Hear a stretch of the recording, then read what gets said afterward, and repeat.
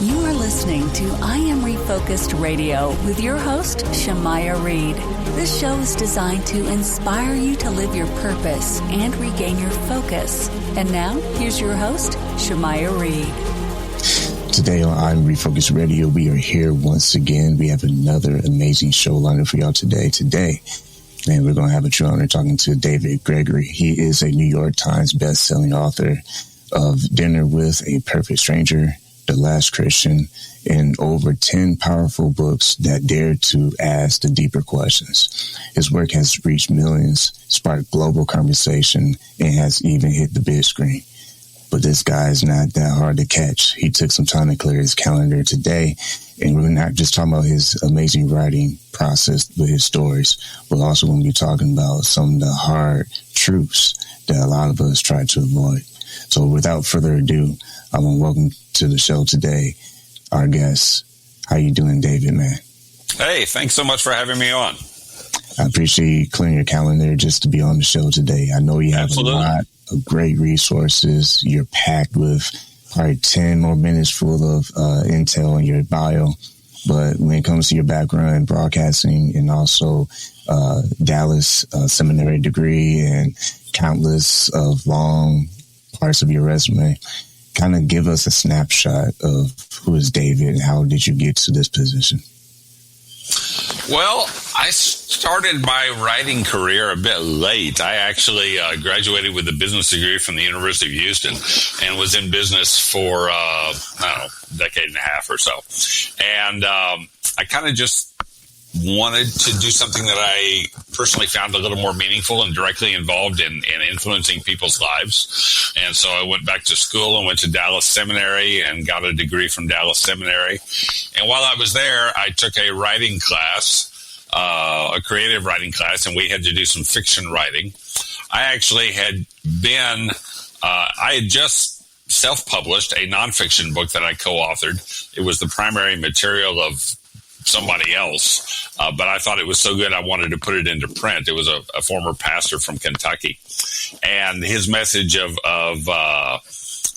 God indwelling us and living through us, I thought was so powerful that I just wanted to put it into print form, and so I did and self-published it. But I never really thought about writing fiction.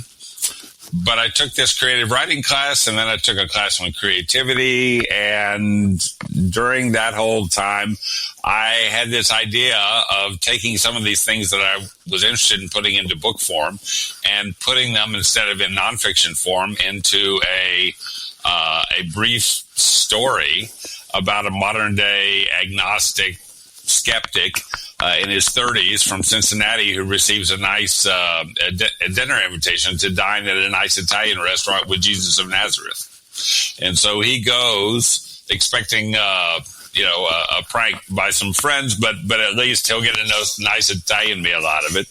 And so he is seated with this guy who claims to be Jesus. And during the course of their 2 hours together, he figures out this really is Jesus. And so it's kind of one of those, what would you want to talk to Jesus about if you had him to yourself for 2 hours kind of stories. And my goal really was just I planned on self-publishing this book, which I did. And I wanted to have some copies that I could give to friends and family and people I met that would share with them the message of Jesus in a hopefully entertaining and engaging way, and that they would enjoy the read. Well, Random House got a hold of a copy of it, and they contacted me, and they wanted to publish it. And so I said, great, we signed a standard publishing contract. Well, they ended up making a New York Times bestseller out of it and sold 500,000 copies. And so all of a sudden, I had a fiction writing career dumped in my lap, which was kind of funny because I'm not even much of a fiction reader. About 98% of everything I read is nonfiction. And so about the same time, actually, my self-published version of it had fallen into the hands of an independent film producer in Louisville, Kentucky. And he called me and said, I want to make a movie of your book. So we signed a contract, and he made a movie called The Perfect Stranger. And it ended up becoming kind of a small indie hit on DVDs, and it aired on cable and still does tons of times. So millions of people ended up seeing it, and I ended up writing 2 sequels. He ended up making 2 more movies. And so this thing that I had imagined printing a few self-published copies and having it in my garage to give to friends and family, all of a sudden had ballooned into this 3-book series and 3 movie series that got into the hands or on the TVs of millions of people. And so, needless to say, God did something with all of that I never anticipated and never really even had the vision for. It's amazing how a lot of times things can take on a life of its own. For example, you had one starting point of just being in the trenches of just write these ideas out. And then time passes by and you get all these other amazing opportunities down the road. You also known to not be shy, to kind of just go after it. And for you to tap into nonfiction world, I can imagine that you probably attracted even different readers, if you will, especially from a faith-based standpoint. What was that like for you getting feedback from people who traditionally won't connect nonfiction with Christian values?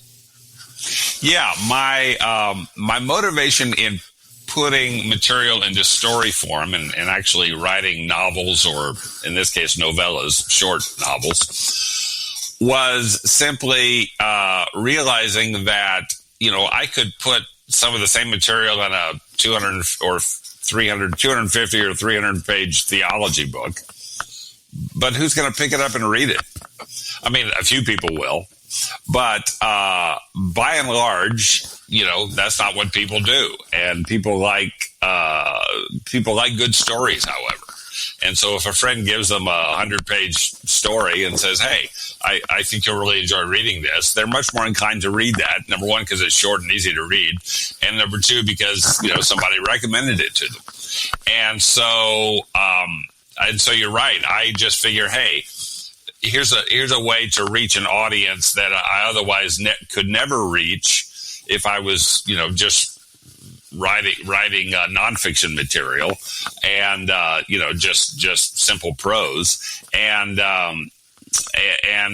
with the combination of that, and obviously the movies were made, then tons of people were reached that never would have been exposed to what God had laid on my heart. So yeah, it's that really is always my motivation for writing fiction, is to not only to entertain people, but also to put forth a message that will hopefully be challenging and life-changing.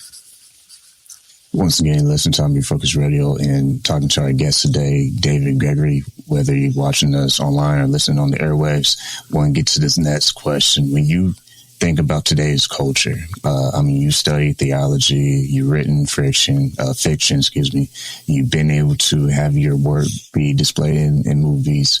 So when you think about the state of the modern church, what do you think is missing today, and how can we do a better job having a fruitful discussion?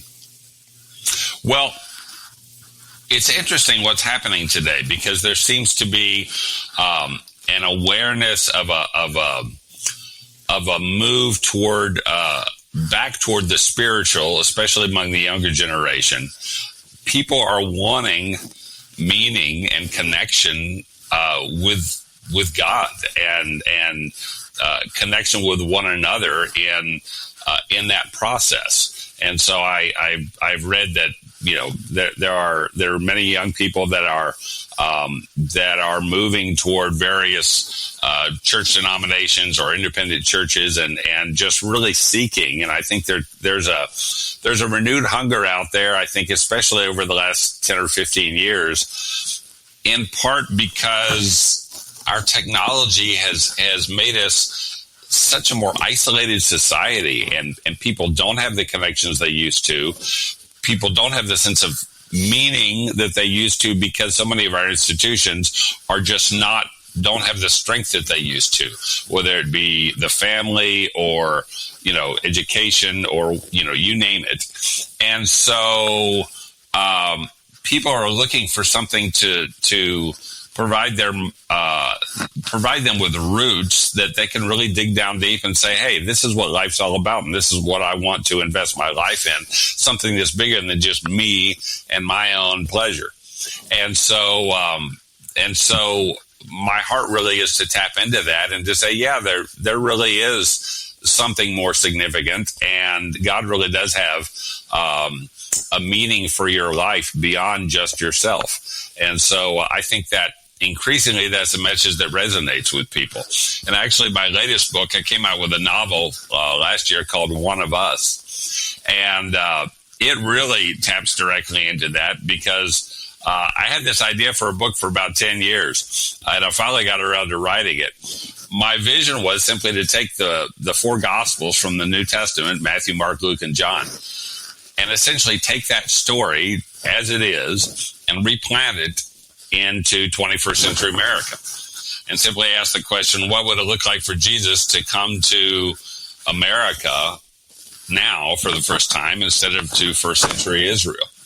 And so really I wanted to show a very biblical representation of the life and the teachings of Jesus, but what would it look like for him to be talking to people today, to, computer programmers and truck drivers and whatever, as opposed to shepherds and fishermen in the first century. And so I'm real pleased with the way it turned out. I think it accomplishes, the feedback I've gotten is it accomplishes what I wanted to accomplish, which was to give people kind of an outside the box look at the person and the life of Jesus, but to do so in a way that was really faithful to the Bible. And so it was something that was fun to write, and hopefully will be an encouragement to people's faith, and if they're searching, to people's search.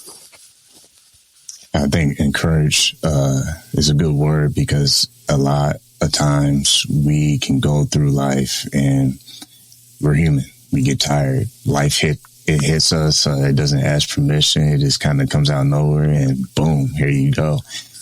But what we do after that matters.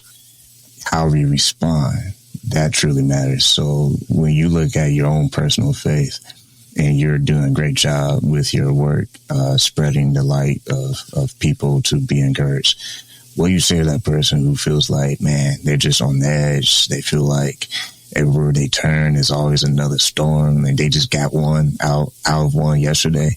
What do you say to them when they feel like, man, I'm just going through the thick of things? Well, I would say to them, most importantly, it's okay to fail. It's okay to be discouraged. It's okay to be knocked down. I know in my own writing career, my writing career was kind of flipped from people's usual writing career. Usually people have to work for years to finally get a break and to have something happen. I pretty much success was just dumped in my lap. And now I was 40 years old, but I had just started writing and self-publishing books. And all of a sudden, I wrote something that became a New York Times bestseller and sold all these copies, and movies were being made. And so all of that came as quite a shock, because I never imagined any of that happening. And so Random House wanted me to write a bunch more books, not surprisingly, and so I did.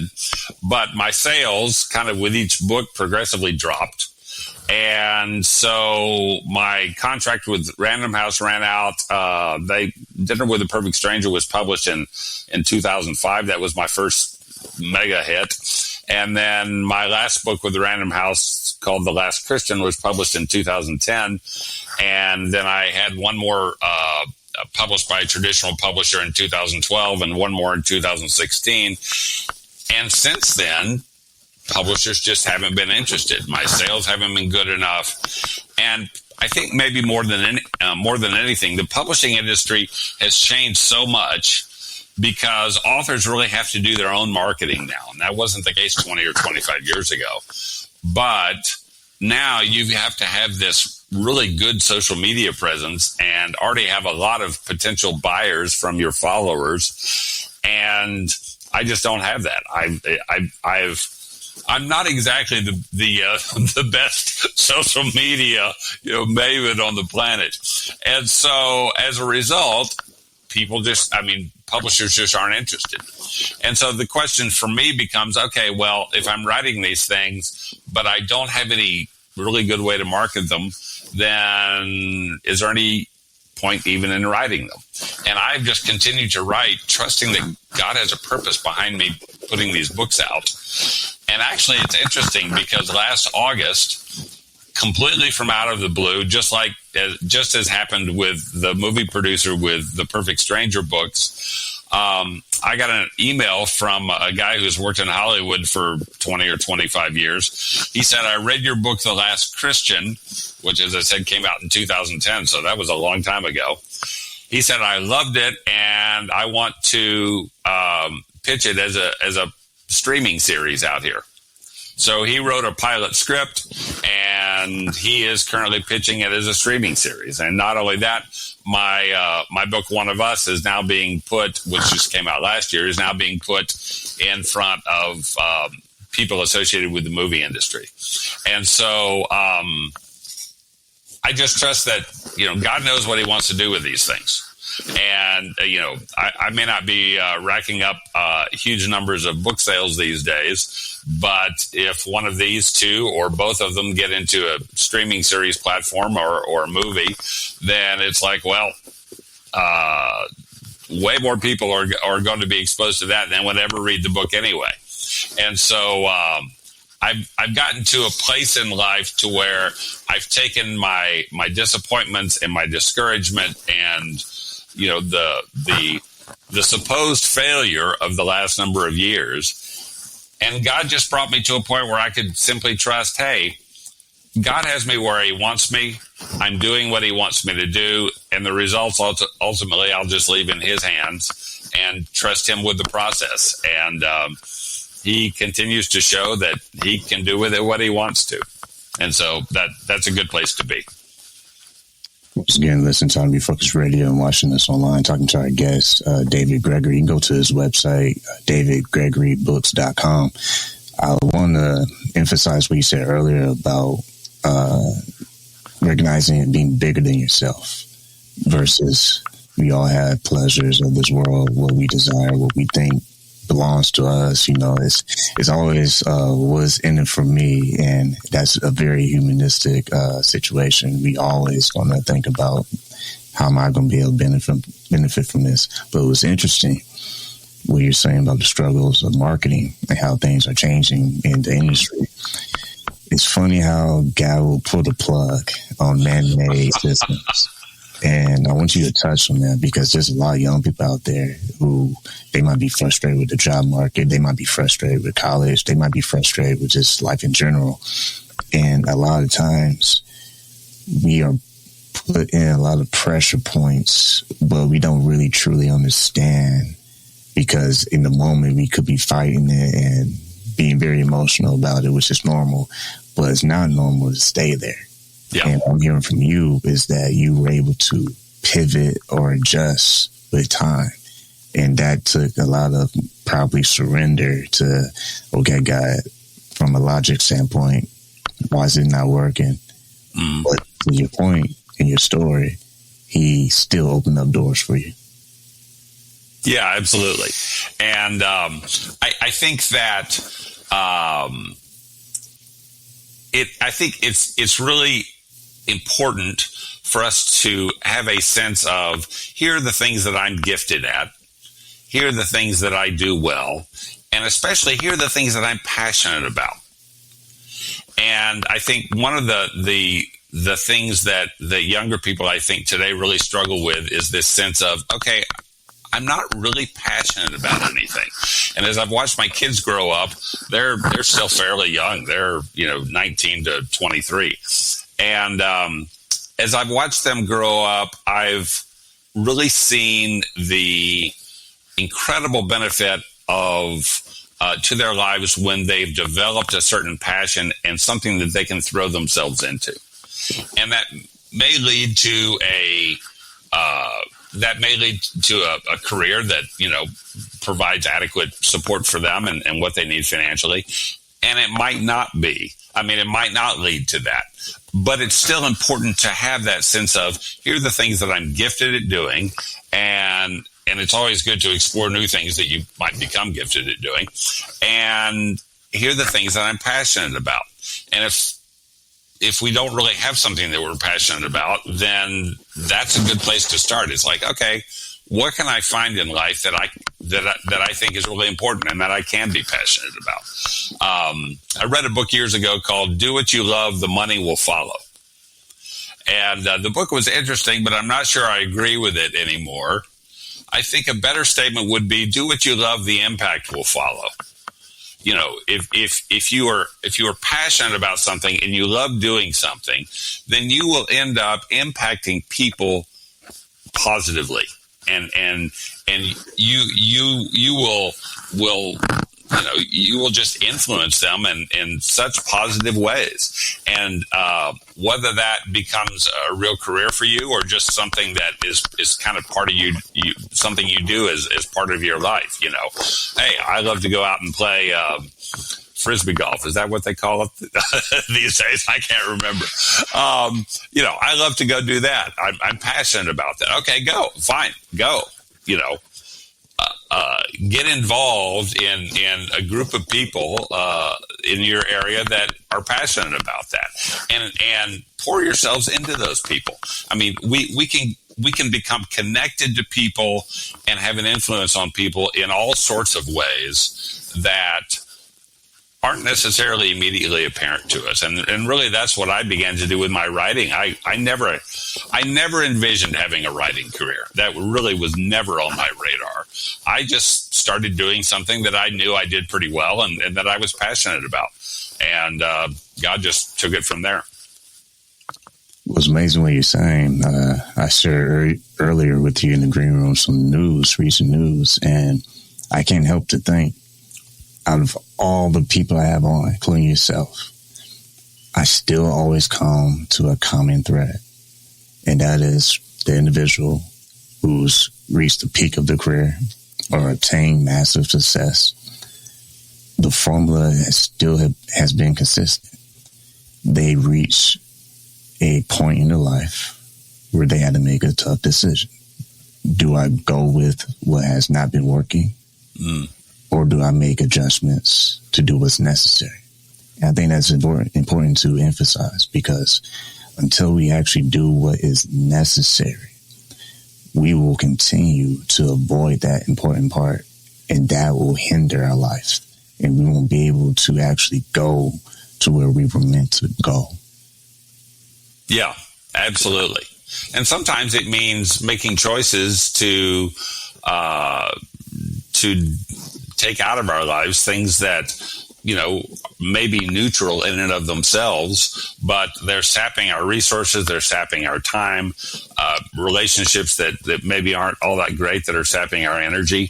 And if we really have something that we want to pursue strongly and feel like we can impact people in a positive way by pursuing that, then sometimes we do have to make some of those tough choices.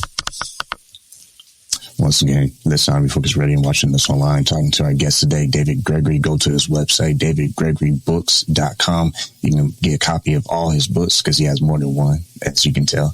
But before we sign off, man, I know you probably have a lot of things going on in the future. You might have some book signings or events. What's some ways that our audience can keep tabs on you if you have any other news going on in the future? Yeah, the best way actually is just to go to my website, davidgregorybooks.com. I've got a news section there, or upcoming events. And I speak at various locations from time to time. And so those will always be on there. I have podcasts that I do from time to time, like this one. And so, those will be on there when they get posted and so forth. And so, and anybody who wants to connect with me, they can certainly drop me a line through the website, and would love to interact with anybody that's listening. Like always, I want to say to our guest today, David, like we tell everyone, appreciate your time on the show. And, man, I'd love to have you on again, man. Super. Would love to as well. It's been great taking the time to chat. I really appreciate you having me on.